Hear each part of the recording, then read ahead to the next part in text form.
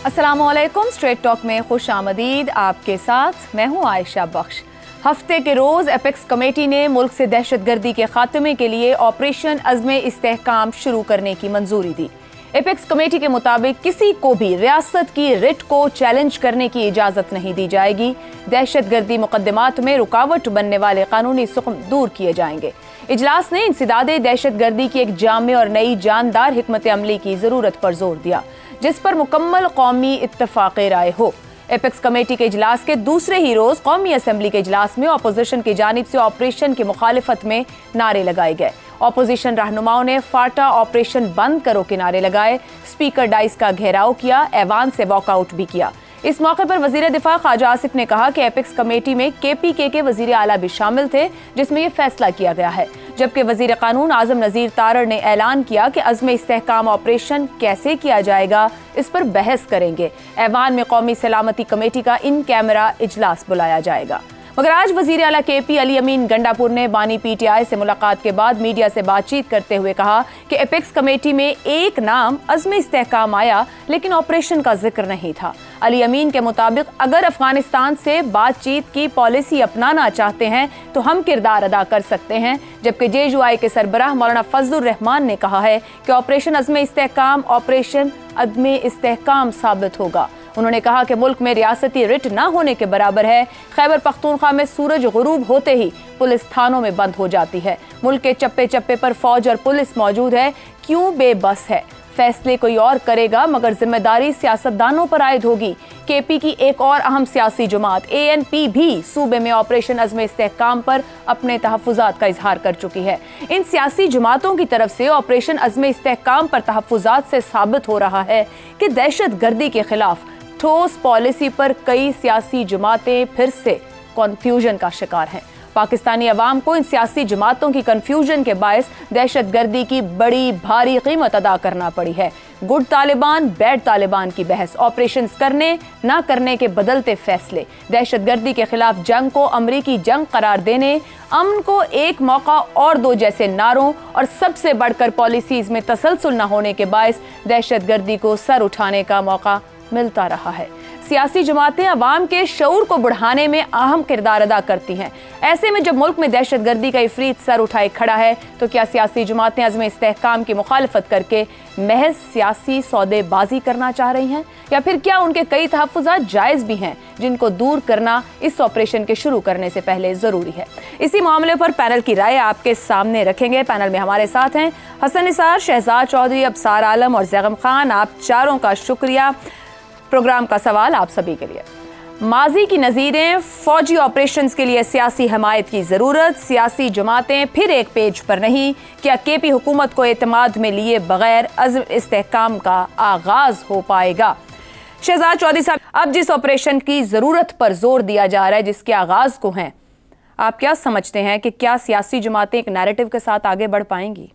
अच्छा, सियासी इसके जो मज़मरात हैं उस पर बाद में आते हैं। इसमें कोई शक नहीं कि जब भी इस किस्म की, इस नौयत की जंग जो कि ऐसे मुखालिफ के ख़िलाफ़ हो जो खुल के सामने भी नहीं आ रहा, गुरिल्ला वॉर कह लीजिए, इर्रेगुलर वॉर इसको भी कह सकते हैं, इस किस्म की जो जंग है उसके लिए यकीनन तकरीबन सारा मुआशरा मिल के ही उसको लड़ेगा, तो तभी उसके अंदर कामयाबी मुमकिन होती है। फिर उसके बाद कामयाबी की हतमी डेफिनेशन भी इसमें मुश्किल है। ये कह दिया जाना कि मुकम्मल तौर पर ख़ात्मा हो जाता है, लेकिन इसके लिए बहुत लंबा अरसा चाहिए होता है। इस किस्म की जंगें 15-15, 20-20, 25-25 साल चला करती हैं। बहरहाल हम पाकिस्तान एक ख़ास जगह पे पहुँच के और हम अपने सियासी वजूहात की बिना पे इस पे कभी शिद्दत इख्तियार करते हैं और कभी पीछे हट जाते हैं। उसमें मुख्तलिफ अदवार आते हैं और उसकी हमारी तारीख़ आपने बड़ा बेहतर तौर पर जिक्र किया कि किस किस्म के नारे जो हैं वो उसको रिफ्लेक्ट करते हैं, उस मुख्तलिफ सोच को। लेकिन ये भी हकीकत है कि जो अफवाज पाकिस्तान या लॉ इन्फोर्समेंट को जो भी पैसे देता है, उसका हक है कि वो उन पैसों का हिसाब मांगे। पाकिस्तान के अंदर ये पैसे पार्लियामेंट दिया करती है, तो पार्लियामेंट अगर अभी तक जितने भी पैसे या जितनी भी एफर्ट लगाई गई उनके फंड्स की जो उन्होंने दिए, जो उन्होंने अप्रूव किए फाइनेंस बिल के अंदर और बजट के अंदर, जो कि अफवाज पाकिस्तान या उनके किसी और ज़ैली इदारे को कि ये जंग लड़ी जाए, अगर उसका हिसाब मांगते हैं तो इसमें कोई हर्ज बिल्कुल नहीं है। वो पूछना चाहेंगे कि पहले जो मामलात हुए वो किस तरीके से हुए। लेकिन साथ ही साथ ये भी ज़रूरी है कि मिल के सबको लड़नी है। पार्लियामेंट के अंदर से जो भी जंग की जाए, किसी भी ऑपरेशन का इस्तेमाल किया जाए, कोई शख्स, कोई लीडर, कोई अपने तौर पे ये फैसला नहीं कर सकता। असल में जो हतमी ताकत है इसके ऊपर इसका ऐलान करने की, वो पार्लियामेंट ही हुआ करती है। पार्लियामेंट में डिबेट होती है, एग्जीक्यूटिव उसका ऐलान करती है, एग्जीक्यूटिव उसकी जिम्मेदारी उठाती है, और फिर एग्जीक्यूटिव के बाद जिम्मेदारी दी जाती है पुलिस को, लॉ एनफोर्समेंट को, अफवाज पाकिस्तान को, उनके रोल के मुताबिक। तीसरी बात, केपी को इसके अंदर हिस्सा बनना पड़ेगा। अगर नहीं भी बनेगा तो जिस किस्म की जंग हो रही है या होती जा रही है या हुई है अब तक, उसके अंदर केपी माना या ना माना उससे फर्क तो नहीं पड़ता। ये हमारी अपनी डायनामिक्स और रियलिटीज हैं जो कि ऐसी नहीं होनी चाहिए, लेकिन है हकीकत। अफवाज पाकिस्तान खासतौर पर इस जंग के अंदर पिछले 30-35 साल से, बल्कि 25 साल से इसमें इस्तेमाल हो रही हैं और इसमें शामिल है, और वो किसी भी तरीके से हर जगह पे मौजूद हैं। उनके बारे में ही टीटीपी का एक ये भी है कि इनको यहाँ से हटा दिया जाए ताकि उनके लिए खुल जाए, मैदान खुल जाए। अज़्म इस्तेहकाम हो या कुछ भी हो, मकसद ये है कि इसको, पाकिस्तान को, इसमें फैसला क्या हुआ इस मीटिंग के अंदर, मेरी नज़र में कलीदी कौन सी ऐसी चीज़ें जो मुख्तलिफ है। दो चीज़ों का मैं जिक्र कर सकता हूँ। एक तो ये कि जहाँ पे मौजूदा जो जड़ है उसकी बीखकनी वहां की जाएगी, और ये एक बहुत ही इंपॉर्टेंट एलिमेंट है। इसको आप मैसेजिंग भी कह सकते हैं पॉलिसी लेवल के ऊपर, और ये भी कह सकते हैं कि इसको जब अमली जामा पहनाया जाएगा तो फिर जहां पे एग्जिस्ट करती है जड़, उस जड़ को वहां पे उखाड़ा जाएगा। ये एक पॉजिटिव चीज है। हम बहुत पहले से इसके बारे में शोर मचा रहे हैं कि ऐसा होना चाहिए। इसका मतलब यह है कि अगर अफगानिस्तान अपने मामलात को नहीं संभाल सकता तो फिर पाकिस्तान का हक है कि जहां जड़ है उसको वहां खत्म किया जाए। दूसरी बात, टेररिज्म की डेफिनेशन, कि टेररिज्म जो है उसकी डेफिनेशन क्या हो सकती है। टेररिज्म की डेफिनेशन जाहिर है कि हमारे यहाँ मुख्तलिफ तरीके से मुख्तलिफ औकात में इस्तेमाल की जाती है। क्या उसमें सियासी पहलू भी हैं? जरूर हैं। किस तरफ से इस्तेमाल होती है ये भी, लेकिन हमारे जो कोर्ट्स हैं, कोर्ट्स के अंदर जो कानून की अमलदारी है, कोर्ट्स ने जिस तरह से इसको डील किया है, मेरे ख्याल में उसके अंदर भी एक क्लैरिटी आना बहुत जरूरी है। और वो उसका दूसरा हिस्सा है इस चीज का कि अगर जहां जहां सुकम है, जहां जहां क्लैरिटी नहीं एग्जिस्ट करती, क्योंकि इसके तहत अभी ये फैसला नहीं हो पा रहा कि टेररिज्म के जो मुकदमात हैं वो कहाँ लड़े जाएंगे या कौन लड़ सकता है या किस जगह उनके मुकदमा चल सकते हैं। अगर उसके अंदर कुछ सुकम है तो उनको भी दूर किया जाए। ये सियासी भी हो सकता है और ये एक हकीकी तौर पर भी मुमकिन है। तो ये दो चीजें हैं जो खुल के सामने आई हैं। मेरा ख्याल है कि ये इंपॉर्टेंट चीजें हैं। बाकी तो जंग तो जारी है, लेकिन इसमें कोई शक नहीं कि सबको मिलकर लड़ेंगे तो तभी कामयाबी हासिल होगी। दुरुस्त हो गया, मिलकर लड़ना है और सियासी पहलू भी। हसन निसार साहब, पीटीआई की माजी की एक सियासत भी रही है, कभी तालिबान के दफातर खोलने के मुतालबे, फिर गुड और बैड तालिबान की तकरार। अब की बार वो फिर समझ रहे हैं और एक माजी भी रहा है, ऑपरेशंस रहे हैं वहां पर।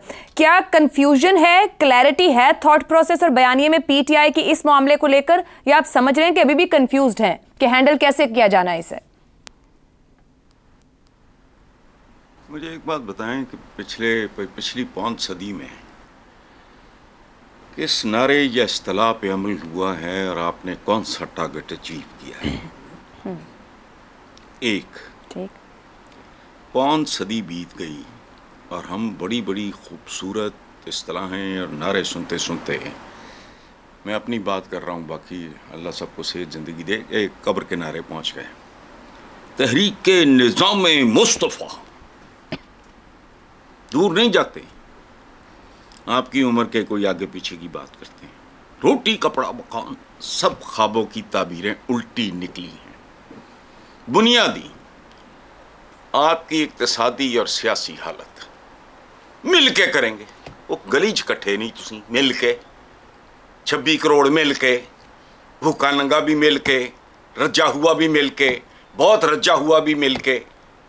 वो भाई, आप अपने अकायद से लेके तबकाती फलाना टमकाना पाकिस्तानी ज़ात बरादरी मिल के मुल्क एक मशीन की तरह चलाया जाता है। It acts and behaves like a machine. एक पुर्जा, बिलियंस ऑफ डॉलर्स की मशीन भी हो, एक पुर्जा मिसबिहेव करे, पूरी मशीन मुतासर होती है। वो यहाँ तो इस मुल्क में तो हर पुर्जा ही खुद को पूरी मशीन समझ रहा है। आपने मेरी राय you don't have to agree with me at all, लेकिन it is one of those hundreds of frivolous जो हमारे यहाँ नारे नूरे अजीबो गरीब से बरादर, अजीबो गरीब लोग हैं हम, बरादर गलियों में बरादर नहीं, हम आपस में। उनकी आज़ादी चाहिए, खुद आज़ाद नहीं। IMF के गुलाम हो, कश्मीरियों को भी आज़ादी चाहिए, फ़लस्तीनियों का भी ये चाहिए वो चाहिए। वो तुम पहले अपना आप तो देख। इसलिए हम नारों पे पलने वाले लोग हैं। बस ठीक है, एक और खुराक आ गई है, चलें। नहीं तो मुझे ये फरमा दीजिएगा कि क्या सूबाई हुकूमत अपना किरदार अदा करेगी हुकूमत और रियासत के साथ चलने के लिए, या करवा लिया जाएगा फिर किरदार अदा? यार इधर ना ही लेके जाओ मुझे तो बेहतर। अच्छा चलें, ठीक है, रहने दें। जुबान वाला। अच्छा चलें, रहने दें, आप ना ही, आप इधर ही ठहरें।